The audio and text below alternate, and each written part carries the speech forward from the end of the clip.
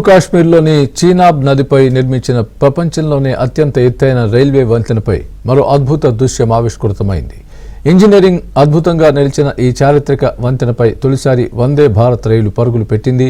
దీనికి సంబంధించిన వీడియో ప్రస్తుతం నెట్టింట వైరల్గా మారింది. ఈ semi high speed Vande Bharat rail trial run భారత రైల్వే శనివారం ప్రారంభించింది. కాత్రాలోని శ్రీ మాతా వైష్ణోదేవి రైల్వే స్టేషన్ నుంచి శ్రీనగర్ వరకు వందే భారత్ రైలు ప్రయాణించింది. ఈ మార్గమధ్యంలో చీనాబ్ నదిపై నిర్మించిన వంతెన ప్రధాన ఆర్చ్పై రైలు పరుగులు పెడుతున్న దృశ్యాలు వైరల్ అవుతున్నాయి.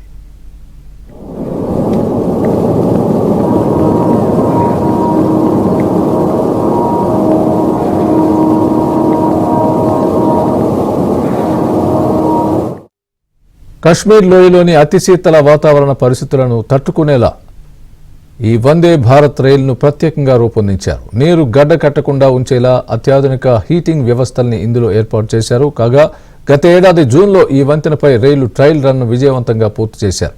కాశ్మీర్ను భారత్లోని మిగతా ప్రాంతాలతో అనుసంధానించేందుకు చేపట్టిన ఉధంపూర్, శ్రీనగర్, బారాముల్లా రైల్వే ప్రాజెక్టులో భాగంగా చీనాబ్ వంతెనను నిర్మించారు.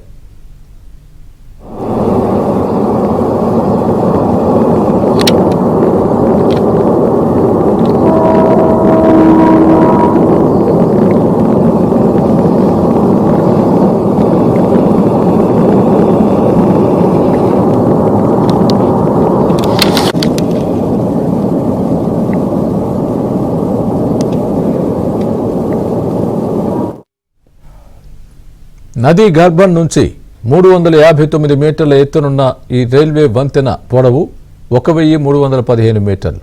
ప్యారిస్లోని ప్రఖ్యాత ఐఫిల్ టవర్తో పోలిస్తే దీని ఎత్తు 30 మీటర్లు ఎక్కువగా ఉండడం విశేషం.